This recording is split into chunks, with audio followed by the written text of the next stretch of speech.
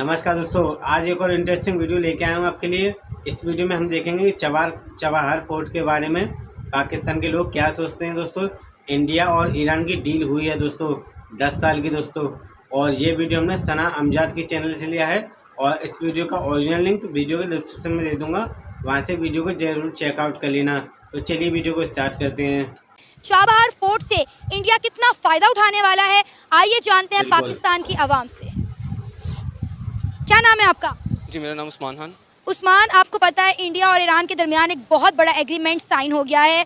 अगले 10 सालों के लिए इंडिया ने चाबहार पोर्ट को अपने अंडर ले लिया है। क्या कहना चाहेंगे, इससे इंडिया को कितना फ़ायदा होने वाला है? फ़ायदा तो बहुत ज़्यादा होने वाला है इंडिया को। मतलब उनकी देखा जाए तो बहुत बड़ी फतह है, सफारती भी और जो है ना उनकी इकोनॉमी के लिए भी बहुत बड़ी फतह है उनकी कि उन्होंने जो है ना ये पोर्ट अपने अंडर ले लिया 10 साल के लिए। और एक चीज़ मुझे समझ नहीं आती, मैं इसके ऊपर थोड़ा सा स्टडी उस दिन देख रहा था मैं एक ब्लॉग के ऊपर, तो मैंने इसका 2019 में पढ़ा था कि 2019 के अंदर इस जो है ना पोर्ट को उन्होंने इसकी डेवलपमेंट बहुत ज़्यादा की थी।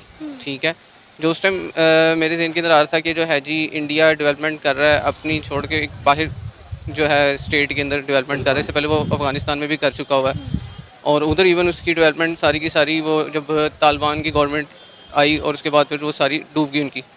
और अब दोबारा एक और इतना बड़ा उन्होंने इनिशिएटिव लिया कि अब वो ईरान के अंदर करने जा रहा है, 2019 के अंदर इतनी बड़ी डेवलपमेंट कर रहा है। तो मैं सोच रहा था कि पता नहीं किस लिए कर रहा है।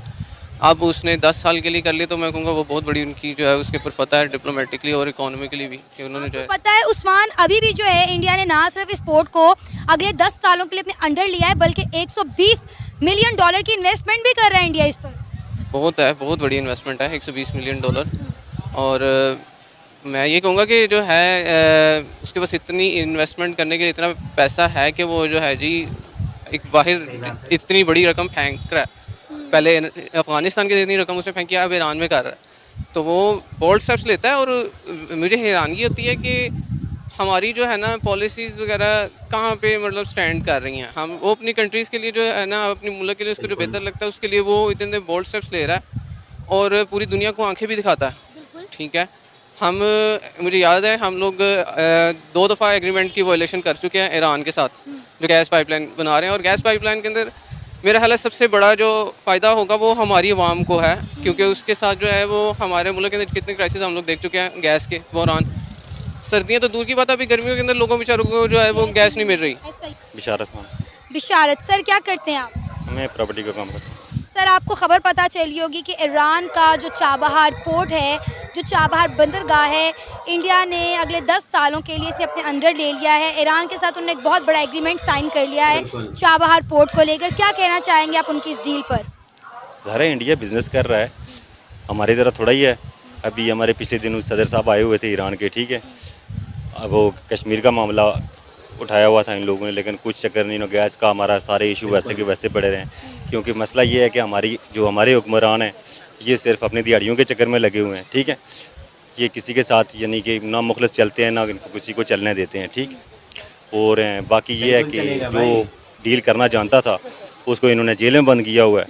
तो बाकी ये सब दिहाड़ीबाज बैठे हुए हैं, ये तो अपने मफाद के लिए बैठे हुए हैं, ये अपने मुल्क के मफाद के लिए कोई भी नहीं बैठा हुआ। अब आप ये बताएं कि जो चाबहार पोर्ट इंडिया ने अगले 10 सालों के लिए अपने अंडर ले लिया है, कहा जा रहा है कि अगर ईरान और इंडिया के ताल्लुकात बेहतर हुए या बेहतर रहे तो ये 100 साल तक ये एग्रीमेंट चलने वाला है। इससे इंडिया को कितना फ़ायदा होगा? पहले आप देखें कि अफ़गानिस्तान को उन्होंने गंदम पहुँचानी होती थी तो वाया पाकिस्तान पहुँचाते थे। उसके अलावा आप देखें कि ये पोर्ट के अब कितने फ़ायदे होने वाले हैं इंडिया को। इंडिया को फ़ायदे ही ज़ाहिर है, इंडिया को लाइफ टाइम फ़ायदा होगा इसका, क्योंकि इंडिया मुल्क के साथ तल्लक बना के चल रहा है। ठीक है, और उसके अलावा वो चाहता है कि पाकिस्तान को इसमें पाकिस्तान को नीचा ही दिखाना है ना, तो उनका फ़ायदा है इसमें। सर, अब ये देखें ना कि पाकिस्तान का उन्हें अब रास्ते इस्तेमाल ही नहीं करना पड़ेगा, और ईरान जिसको एक इस्लामी मुल्क होने के बावजूद पाकिस्तान के साथ ताल्लुकात बेहतर नहीं। आपको पता है कि ईरान पिछले दिनों पाकिस्तान के ऊपर एयर स्ट्राइक करता रहा, जवाबन हमने भी एयर स्ट्राइक की। ईरान और पाकिस्तान के ताल्लुकात तो बेहतर नहीं रहे, लेकिन इंडिया आप देखें कि किस तरह इस्लामी ममालिक का रुझान अपनी तरफ बढ़ा रहा है।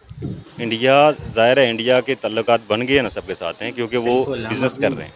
ठीक है, और सिर्फ पाकिस्तान को नीचा दिखाने के लिए उनको पता है पाकिस्तान के अपने मामलात हैं वो इसमें उलझा हुआ है। ठीक है, इन्होंने ज़ाहिर मुल्क का तो बेड़ा गर्क करके रख दिया है, ये तो सारा कुछ गिरवी रखा हुआ है इन लोगों ने। तो इंडिया इंडिया को इसमें यानी कि फ़ायदा ही फ़ायदा है हर तरफ से। सर पाकिस्तान को नीचा किस तरह दिखाएंगे? देखिए वो तो अपने मुल्क की बेहतरी के लिए काम कर रहे हैं ना, अपने लिए नई नई राहें खोल रहे हैं कि किस तरह हम जो है अपने ताल्लुकात बेहतर कर सकते हैं, किस तरह अपनी एक्सपोर्ट बढ़ा सकते हैं, दूसरे मुल्कों से अपना जो रास्ता जो है वो शॉर्टकट कर सकते हैं। अब आप देख लें कि इंडिया के प्राइम मिनिस्टर नरेंद्र मोदी की अगर हम बात करें तो उन्हें एंटी मुस्लिम एंटी इस्लाम कहा जाता है।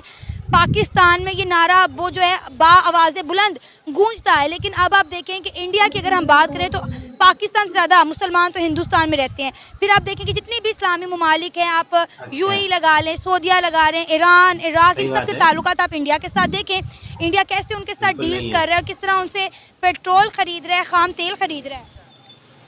इंडिया पाकिस्तान, आप कह रही हैं कि पाकिस्तान नीचा दिखाने की बात नहीं है। पाकिस्तान को हर हवाले से जो इंडिया ये चाहता है कि पाकिस्तान बिल्कुल ख़त्म हो जाए, ठीक है।